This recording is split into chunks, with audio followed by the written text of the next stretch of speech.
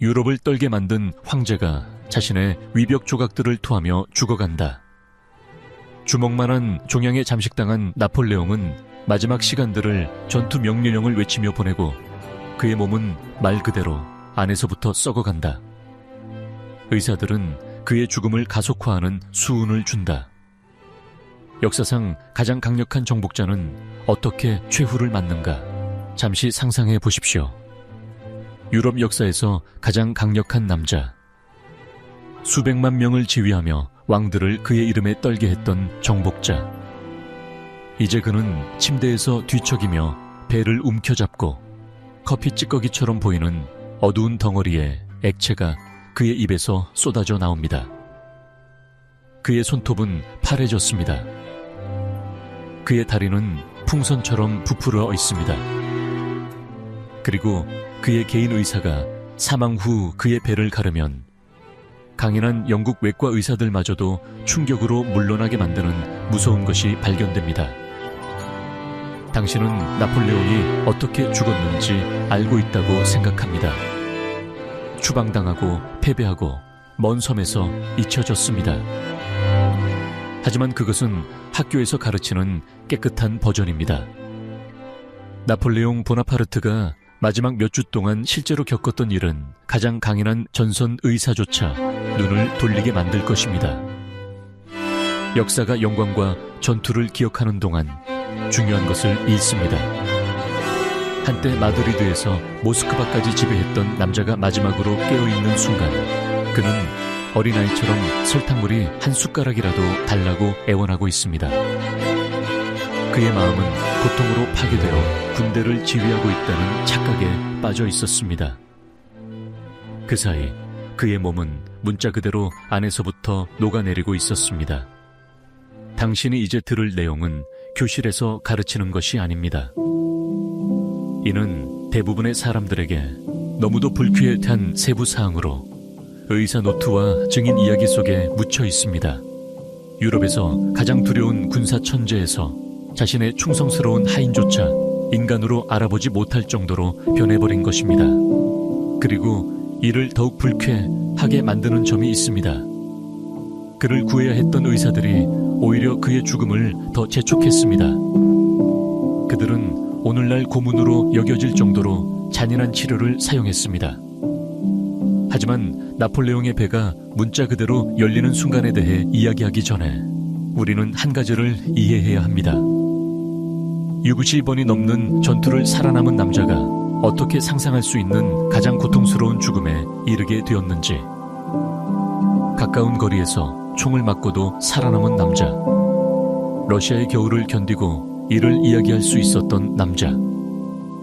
1811년 3월 17일 세인트 헬레나 섬. 남대서양의 한가운데에서 가장 가까운 본토까지 2000마일 떨어진 곳. 나폴레옹 보나파르트는 더 이상 혼자 힘으로 서 있을 수 없습니다. 그것을 생각해 보십시오. 6년 전 같은 남자가 엘바에서 추방을 피했습니다. 그는 1000명의 군대와 함께 프랑스를 가로질러 행진하며 한 발짝도 쏘지 않고 자신의 왕좌를 되찾았습니다. 그를 체포하기 위해 파견된 군인들은 무기를 버리고 그와 함께하였습니다. 이제 그는 물 한 잔도 마실 수 없습니다. 변화는 나폴레옹이 매일 하는 일에서 시작되었습니다. 목욕. 하지만 이제 그것은 평범한 목욕이 아니었습니다. 그의 하인 루이 조셉 마르샹은 황제가 굴이 욕조에 눕는 오후 시간을 보며 지켜보았습니다. 하루 18시간 일하던 황제가 이제는 말 그대로 방 안에 누워 있었습니다. 물은 너무 뜨거워 그의 피부를 선홍색으로 변하게 했습니다. 때때로 6시간, 때때로 8시간. 식어갈 때마다 더 뜨거운 물을 추가했습니다. 그의 피부는 주름지고 벗겨지며 하얀 주먹으로 욕조의 가장자리를 움켜잡고 있었습니다. 욕조는 그의 뱃속 불덩이를 가라앉힐 수 있는 유일한 곳이었습니다. 그 구리 욕조 외부에서의 모든 움직임은 뜨거운 칼이 그의 배를 조이는 것 같았습니다. 그는 평생 동안 15분 안에 식사했습니다. 음식은 단지 연료일 뿐, 그 이상도 이하도 아니었습니다. 이제는 빵 냄새만으로도 그가 메스껍습니다. 실제로 그의 몸 안에서 일어나고 있던 일입니다. 주먹만한 크기의 종양이 그의 위장 내막에 자라났습니다. 평범한 종양이 아닙니다. 4인치가 넘는 길이로 자란 암 덩어리로 그의 위를 기생처럼 감싸고 있었습니다. 그의 심장 박동이 그 병든 조직에 피를 밀어넣었고 숨을 쉴 때마다 다른 장기들의 압력을 가했습니다. 그것은 문자 그대로 그를 안에서부터 세포 단위로 먹어치우고 있었으며 그는 그 욕조 속에서 고통을 끌어내려고 하고 있었습니다. 4월이 되자 나폴레옹의 몸은 하인들을 놀라게 하는 방식으로 변화하기 시작했습니다. 워털루 이후 그와 함께했던 몽톨론 백작은 충격을 숨길 수 없었습니다. 전투 중 포환을 잡고 움직였던 황제의 팔은 이제 뼈를 덮고 있는 피부로 줄어들었습니다. 그의 팔 근육을 엄지와 검지로 감싸면 여유가 있었습니다. 그러나 그의 배는 암으로 인해 액체로 가득 차 끔찍하게 부풀어 있었습니다. 그는 임신 9개월의 모습이었습니다. 이 뼈다귀 남자가 풍선 같은 배를 가지고 있었습니다. 드물게 서 있을 수 있을 때 걸으려고 하면 그의 부풀려진 배의 무게를 균형 잡기 위해 뒤로 기울여야 했습니다. 그의 방에서 나는 냄새는 형언할 수 없는 것이 되었습니다. 단순한 채취나 병이 아닌 조직의 부패로 인한 달콤하고 두꺼운 냄새. 종양은 그가 살아있을 때부터 썩기 시작했습니다. 그의 하인들은 이 냄새를 가리기 위해 유황과 향을 태웠습니다. 의사들은 신선한 공기가 그의 상태를 악화시키고 믿었기 때문에 창문을 봉쇄했습니다. 이런 조합은 마치 맛볼 수 있을 정도로 두꺼운 분위기를 만들어냈습니다. 4월 15일 종려주일, 나폴레옹은 사제 비냐리를 요청했습니다. 스스로 왕관을 쓰고 교황을 투옥하며 신을 정치적 도구로 삼았던 황제가 마지막 성사를 원했습니다. 저는 죽어가고 있습니다. 그는 사제에게 말했습니다. 극적으로가 아니라 날씨에 대해 말하듯 담담하게 말했습니다. 하지만 죽음을 마주해도 나폴레옹의 자존심은 타오르고 있었습니다. 그는 며칠 동안 군사적으로 정확하게 유언장을 작성하면서 몇 시간을 보냈습니다. 모든 세부사항이 최대의 영향력을 위해 계산되었습니다. 웰링턴을 죽이려 했던 칸티용에게 1만 프랑을 남겼습니다. 죽음의 침대에서 임시체제를 다루며 여전히 자신의 적들에게 총을 쏘고 있었습니다. 이미 잃어버린 전투들을 여전히 싸우고 있었죠. 이제 전쟁 범죄로 여겨질 치료가 시작되었습니다. 영국 의사 아치볼드 아르노는 그의 시대 의학을 믿었습니다. 그가 화장실을 사용할 수 없을 때 종양이 장을 막고 있었습니다. 아르노는 카로멜을 처방했습니다. 순, 클로라이드, 센그램. 이게 무슨 소리인지 곱씹어 보십시오. 그들은 그의 위장이 녹아내리는 동안 그에게 수은을 먹이고 있었습니다. 첫 번째 복용량은 끔찍한 것을 촉발시켰습니다.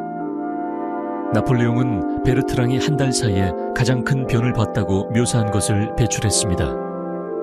타르처럼 검고 피와 부패의 냄새가 나고 있었습니다. 내부 출혈이 심각해 그의 배설물이 지붕타르처럼 보였습니다. 아르노는 이것을 진전을 보았다고 판단했습니다. 그는 다시 10g을 처방했습니다. 4월 28일 끝의 시작을 알렸습니다. 유럽을 기민하게 움직였던 그의 뛰어난 두뇌가 틀어지기 시작했습니다. 그러나 조용히 가지 않았습니다. 그는 너무 생생한 환각으로 폭발했습니다. 방한 모든 사람들이 그를 따라 할 수 있을 정도로 생생했습니다. 기병. 그는 갑자기 외치며 침대에서 벌떡 일어났습니다. 그의 뼈대 같은 팔이 보이지 않는 군대를 배치하고 있었습니다. 경계병을 보내라. 지금 그는 가장 위대한 승리였던 아우스터리츠로 돌아가 있었습니다. 죽은 지 15년이 된 오스트리아인들과 싸우고 있었습니다. 그의 손은 보이지 않는 지도 위를 움직였습니다. 그의 목소리는 위치를 호출하고 그만이 볼 수 있는 적에 대한 공격을 조정했습니다. 마르샹은 이를 보며 눈물을 흘렸습니다. 황제는 단순히 죽어가는 것이 아니었습니다. 그는 자신의 영광스러운 과거에 갇혀 있었습니다. 이제는 자신의 배를 마치 제어하지 못하는 전투를 하고 있었습니다. 때때로 그는 7년째 죽은 조세핀을 부르기도 했습니다. 때로는 물을 요구하며 이집트에 있고 20년 전의 캠페인을 다시 살아내고 있었습니다. 그의 실제 몸은 자신의 액체에 빠져 죽어가고 있었습니다. 5월 1일 순수한 공포의 장면이 펼쳐졌습니다. 나폴레옹은 걷고 싶어 했습니다. 그는 자신이 황제라는 것을 알고 있었고 황제는 침대에서 누워있는 법이 없었습니다. 2명의 하인이 그를 일으키려고 했습니다. 그는 정확히 3걸음을 걷고 나서 4번째에서 그의 다리가 쭉 펼쳐지며 무너졌습니다. 그가 넘어질 때 그의 배는 폭력적으로 비틀어졌고 모두는 그가 그 자리에서 죽는 줄 알았습니다. 이집트 피라미드에서 함께 해온 개인 하인 알리가 앞으로 다가와 그를 잡았습니다. 그들은 그를 다시 침대로 옮겼지만 나폴레옹은 계속 일어나려고 했습니다. 내 군대. 그는 숨을 헐떡이며 말했습니다. 내 군대는 어디에 있어? 그들은 물리적으로 그를 눕히고 있어야 했습니다. 4명의 성인 남자가 프랑스의 황제를 제지하며 그의 의식 속에만 존재하는 부대의 검토를 위해 싸우고 있었습니다. 영국 의사들은 더 공격적인 치료가 필요하다고 결정했습니다. 그들은 화상 패치를 붙였습니다. 분쇄된 딱정벌레로 적셔진 패치가 심각한 화학적 화상을 일으켰습니다. 이로는 외부의 고통이 내부의 병을 없앨 것이라는 것이었습니다. 그들은 이 패치를 그의 가슴, 발, 종아리에 붙였습니다. 이미 간부전으로 인해 황색이던 나폴레옹의 피부는 이제 화상으로 인한 불쾌한 붉은 발진이 생겼고 맑은 액체가 새어나왔습니다. 그들은 실제로 그를 살아서 살리기 위해 불태우고 있었습니다. 5월 3일 의사들은 그에게 20g의 카로멜을 주었습니다. 건강한 남자를 중독시킬 만큼의 순. 하지만 그들은 자연스럽게 작용할 때까지 기다리지 않았습니다. 너무 폭력적인 관장을 따랐고 나폴레옹은 비명을 질렀습니다. 약점이 없었던 황제, 총알 맛을 신고도 움찔하지 않았던 사람이 비명을 질렀습니다. 그 비명은 론구드 하우스를 울렸습니다. 고통의 울음이 아니라 완전한 수치의 비명이었습니다. 유럽의 국경을 다시 설계한 남자가 생면부지에 낯선 사람들에 의해 수은 혼합물을 주입당하며 눌리고 있었습니다. 다 끝난 후 그는 벽을 향해 고개를 돌려 몇 시간 동안 누구도 바라보지 않았습니다. 이 치료는 끔찍한 연쇄 반응을 촉발했습니다. 나폴레옹의 몸은 연속적으로 배설물을 배출했고 각 배설물은 이전보다 더 어두웠습니다. 그러나 검은 배설물과 섞여 나온 것은 또 다른 무언가의 덩어리였습니다. 그의 위장 내막의 조각들이었습니다. 그의 소화 시스템은 문자 그대로 부서지고 있었고 조각조각 나오고 있었습니다. 5월 4일 새벽 수은이 끔찍한 일을 일으켰습니다. 나폴레옹은 그렇게 강하게 구토하기 시작하여 그의 눈 안에 혈관들이 터졌습니다. 흰자위는 완전히 빨갰습니다. 올라온 것은 더 이상 단순한 피가 아닙니다. 베르트랑은 구토 속에서 조직 조각을 보았습니다. 실제 나폴레옹의 위의 덩어리였습니다. 구토를 하며 나폴레옹은 말하려고 했습니다. 그의 입에서 피가 거품처럼 나오며 단어와 섞였습니다. 프랑스, 내 아들, 군대. 그의 장기가 액체로 변해가고 있는 동안 그의 생각은 조국, 아들, 군인에게 향하고 있었습니다. 그 방의 냄새는 세상의 끝처럼 되어버렸습니다. 죽음일 뿐만 아니라 활동적인 부패의 냄새였습니다. 종양이 그의 위력을 완전히 뚫고 나갔습니다. 오직 그의 간과의 기적의 부착성, 자연봉합처럼 형성된 흉터 조직이 그의 위속 내용물이 배로 흘러나오는 것을 막고 있었습니다.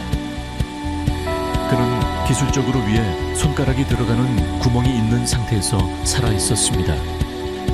5월 5일 오전 3시 나폴레옹은 의사들이 죽음의 나선이라고 부르는 상태에 들어갔습니다. 그의 호흡은 체인 스톡스가 되었습니다.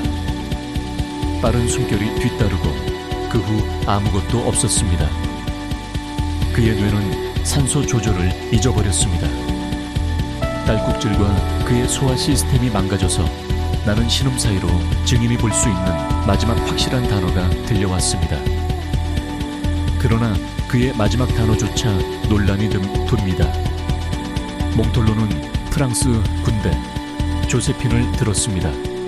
마르샹은 프랑스, 내 아들, 군대 쾌른데를 들었습니다. 베르트랑은 머리 군대의 수장을 기록했습니다. 그들은 모두 황제로부터 기대하는 말을 들었습니다. 아니면 심지어 나폴레옹이 죽어가면서도 동시에 모두에게 말하고 있었던 것일지도 모릅니다. 오전 5시 30분 그의 목이 부풀어 올라 막혔습니다. 그는 말할 수 없었고 소리칠 수 없었습니다. 그는 단지 하인들이 동물 같은 소리로 묘사한 소리만 낼 수 있었습니다. 가슴에서 나오는 깊은 소리였습니다. 그의 눈은 장군들을 떨게 했던 그 유명한 회색 눈은 방을 넘어 어떤 것을 바라보고 있었습니다. 아침은 제국법원에 끔찍한 복사본을 가져왔습니다. 16명이 그의 침실에 모여들었습니다. 그들은 황제의 침대를 둘러싸고 있는 시종들처럼 서 있었으나 명령을 받기보다는 그가 점차 죽어가고 있는 것을 지켜보았습니다.